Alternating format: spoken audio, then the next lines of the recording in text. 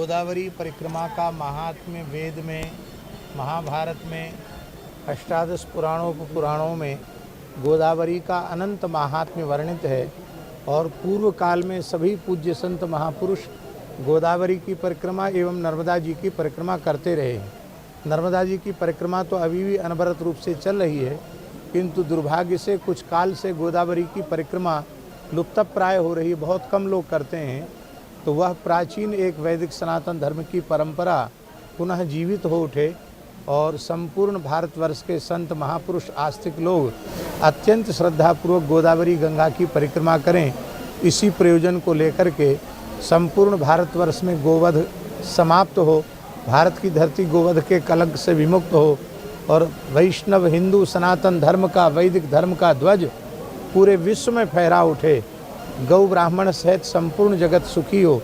इन्हीं पवित्र भावों को लेकर के लगभग 700 संतों के सहित यह दिव्य गोदावरी परिक्रमा यात्रा संपादित की जा रही है। कहाँ से निकली? त्र्यंबकेश्वर से आरंभ हुई है, कुशावर्त में भगवती गोदावरी का पूजन करके, और त्र्यंबकेश्वर में ही 20 तारीख को जाकर रामार्चन महायज्ञ के साथ यह परिक्रमा संपन्न हो जाए। गोवंश के रक्षा के बारे में सरकार से क्या अनुरोध रहेगा आपका?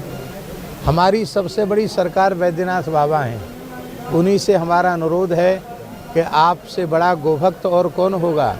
आपका वाहन नंदी है, आपके ध्वजा पर वृषभ का चिन्ह है, आप ही गोरक्षा का वातावरण निर्मित करें, क्योंकि सब सरकार इनसे बहुत नीचे हैं, कोई इनके सामने कुछ नहीं है। ब्रह्मादि देवता भी जिनके चरणों में नतमस्तक हैं, ऐसे श्री वैद्यनाथ भगवान के चरणों में हमारी प्रार्थना है कि धर्म प्राण भारतवर्ष गोवध के कलंक से विमुक्त हो जाए और देश में इस प्रकार के वातावरण का निर्माण हो। जो शासन में बैठे हुए लोग हैं उनके मन में भी यह आत्मबल जगे और प्रजा में भी गो सेवा की, गो उपासना की, गो भक्ति की भावना जगे। ये प्रार्थना हम भगवान श्री वैद्यनाथ जी के चरणों में करते हैं। महाराज जी, पंचम ज्योतिर्लिंग क्षेत्र है, हाँ, ये गोदावरी परिक्रमा कभी एक धार्मिक उत्सव बन गई है अभी ये जी, और आप यहाँ पे आए हो, क्या कहेंगे? बहुत अच्छी बात है। हमें लगभग 5 प्रांतों में होकर के ये यात्रा निकली है।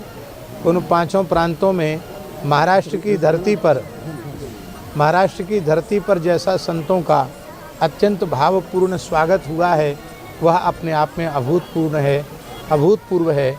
और हमारे तेलंगाना में, आंध्र में कि तेलंगाना, आंध्रा, तेलंगाना, छत्तीसगढ़, सर्वत्र संतों का खूब सत्कार हुआ है। और हमारे स्वामी केदारानंद जी के यहाँ भी खूब भव्य दिव्य स्वागत सत्कार संतों का हुआ। निश्चित ही महाराष्ट्र की धरती संतों की धरती है और संतों के प्रति आज भी महाराष्ट्र के लोगों में अत्यंत सद्भाव है। भारतवर्ष के लगभग सभी परंपराओं के पूज्य संत यहाँ पधारे हैं। एक प्रकार से नासिक कुंभ महापर्व के पहले ही यहाँ एक प्रकार से भगवान की कृपा से, गोदावरी गंगा की कृपा से कुंभ महापर्व प्रकट हो गया। महाराज जी, 12 द्वादश ज्योतिर्लिंग जो है उसके स्थानों के बाबत जो विवाद खड़ा किया हुआ है कुछ लोगों ने, संभ्रम, तो शंकराचार्य ने पगला मोद्यनाथांच्या ऐसा स्तोत्र में ही पगली का ही उल्लेख है, तो आपका इसमें क्या समझ है? ऐसा है, सबकी बात अत्यंत प्रामाणिक रूप से जो है भगवान व्यास के वचन से है। और भगवान कृष्ण द्वैपायन व्यास जी ने परली वैद्यनाथ को भी माना है।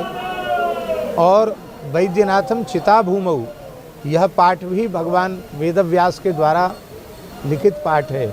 किसी पुराण में वैद्यनाथम चिता भूमौ है, तो चिता भूमि कौन सा इलाके? झारखंड इलाके में बाबा देवघर, बाबा वैद्यनाथ धाम। तो हमारे यहाँ शास्त्रों में लिखा है, क्वचित पुराणेषु प्रभेदो यदि दृश्यते कल्प भेदेन तत्सर्वम समाधेयम मनीष भी। कहीं पुराणों में इस प्रकार के भेद की बात है कि ये भी ज्योतिर्लिंग, वो भी ज्योतिर्लिंग, तो उसमें भ्रमित नहीं होना चाहिए, क्योंकि किसी कल्प में ये ज्योतिर्लिंग है, किसी कल्प में वो ज्योतिर्लिंग है, तो दोनों ही ज्योतिर्लिंग हैं। इसमें कोई छोटा नहीं, कोई बड़ा नहीं, यही मान्यता सबको रखनी चाहिए। गोदा तट के ऊपर जो आपने ये क्या था कि धर्मांतरण का मुद्दा भी आपने एक प्रवचन में कहा जी, गया था। हाँ। तो वो क्या था एग्जैक्टली? पूरा क्षेत्र गोदावरी का अधिकांश जो वनवासी क्षेत्र है, उस वनवासी क्षेत्र में अवसर का लाभ उठा करके कुछ ऐसी मिशनरियाँ जो देश विरोध में कार्य कर रही हैं, वो बड़ी तेज़ी से ईसाईकरण और मुस्लिमकरण हो रहा है। और वो तभी रुकेगा जब हिंदू आस्तिक जनता और साधु संत लगातार गोदावरी की परिक्रमा करते हुए धर्म जागरण करते रहेंगे, तो निश्चित उस पर रोकथाम लगेगी। क्योंकि उन लोगों का दोष नहीं है जो धर्मांतरित हो रहे हैं, उनको संस्कार देने वाला कोई नहीं, उनको प्रेरणा देने वाला कोई नहीं। क्योंकि हमने देखा कि वनवासी क्षेत्र से भी जहाँ से संत निकले, बहुत श्रद्धापूर्वक वनवासी क्षेत्र के लोगों ने संतों का कई कई घंटे तक इंतजार करके सड़क के दोनों ओर खड़े होकर के स्वागत सत्कार किया। इसलिए और वस्तुतः सच्ची बात है, हिंदुस्तान की धरती पर न कोई ईसाई है न मुसलमान, क्योंकि जो आज दुर्भाग्य से ईसाई मुसलमान हैं, उनके पूर्वज सब हिंदू थे। उन्हें केवल समझाने की आवश्यकता है, वे निश्चित ईसाई अथवा मुसलमान वे भी अपने स्वधर्म में वापस आएंगे और उनको लाने का प्रयत्न करना चाहिए, घर वापसी का प्रयत्न करना चाहिए।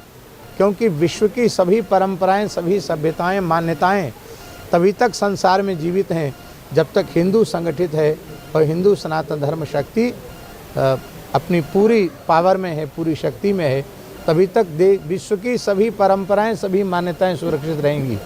क्योंकि यही एक ऐसी उदार मान्यता है जो सबको अपने में समाहित करने वाली है और विश्व बंधुत्व की भावना रखने वाली है। महाराज जी, आप गौ सेवा करते हैं। महाराष्ट्र एक ऐसा राज्य है जो एकमेव राज्य है जिसमें गौ माता को कायदेशीर राज्य माता का दर्जा दिया हुआ है। तो आपकी पूरे देश के लिए ये कानून लागू करने की मांग होगी। इसके लिए हम महाराष्ट्र शासन को, महाराष्ट्र सरकार को खूब खूब बधाई देते हैं। और महाराष्ट्र सरकार को सबसे पहले बधाई हमने ही दी थी, जिन्होंने महाराष्ट्र में गौ माता को राज्य माता का दर्जा दिया। और राज्य माता नहीं, हम कहते पूरे विश्व की माता है। गावो विश्वस्य मातरः, गाय तो विश्व की जननी है, उसको विश्व माता का गौरव पूरे विश्व में प्राप्त होना चाहिए। समाज में बढ़ते नैतिक पतन को कैसे रोकने के लिए अध्यात्म कार्य करेगा? उसका एकमात्र उपाय है सत्संग।